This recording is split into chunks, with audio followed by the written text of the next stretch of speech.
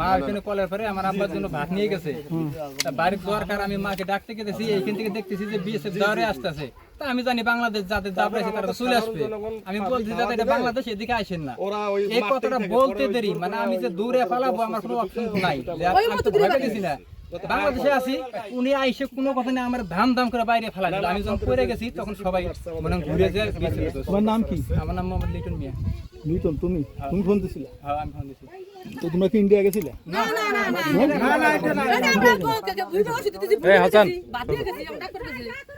India যাওনি?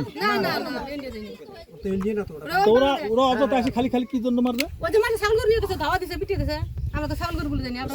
বাংলাদেশের লোক ছাগল করে নিয়ে গেছে, তারা চলে আসছে আর এখানে কাজ করতেছে, কৃষি কাজ করতেছে। যখন বিএসএফ আসছে বলছে যে তুমি বাংলাদেশে আইছো না, ওই ডাইরেক্ট আইসে ঠেঙ্গানোতে বাড়ি দিয়ে আর আতাপুতে বাড়ি।